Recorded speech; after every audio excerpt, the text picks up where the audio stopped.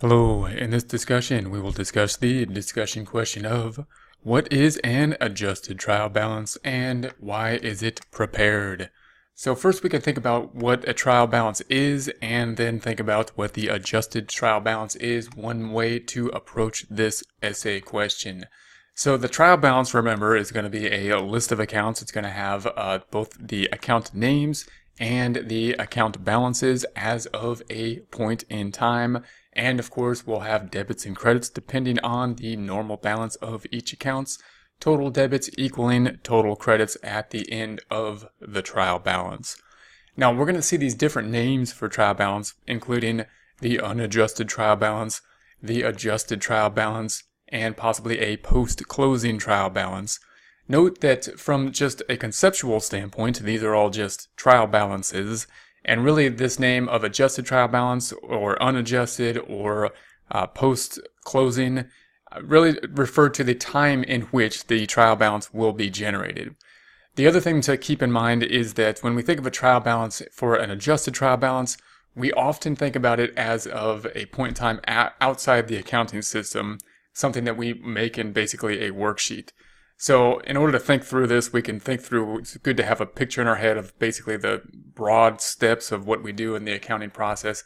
First, we're going to have those normal day-to-day type of transactions throughout the month or year, entering bills, invoices, checks, and whatnot.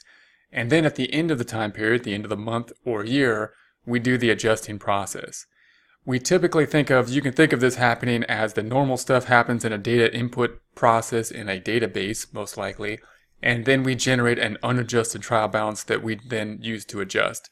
So at the end of the time period, then we typically think of it as we're going to generate an unadjusted trial balance that from the system, possibly an accounting system, and then go through the adjusting process, either possibly done by an outside CPA firm or through a different process, through a different worksheet.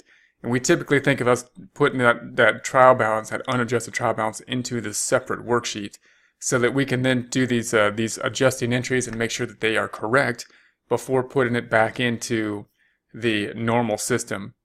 So when we think about it that way, you have a direct line of, well, what's the difference between a trial balance and an adjusted trial balance?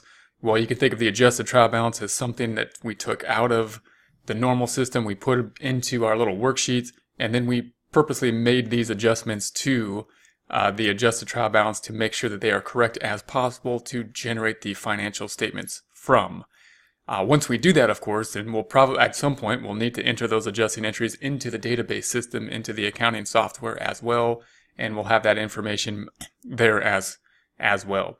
But that's going to be the adjusted trial balance. So note that the adjusting entries then, if you see an essay question like this, you may expand a bit on what the what the adjusting process is, and that's going to be something at the end of the time period that we're going to do in order to make sure the financial statements are correct on an accrual basis. And we typically use this worksheet, including an unadjusted trial balance that is just a trial balance that has not been adjusted, then our adjustment column, and then our adjusted trial balance, the trial balance that has been now adjusted for these timing differences or any type of timing problems, and therefore is the one that is now ready to be used to create financial statements.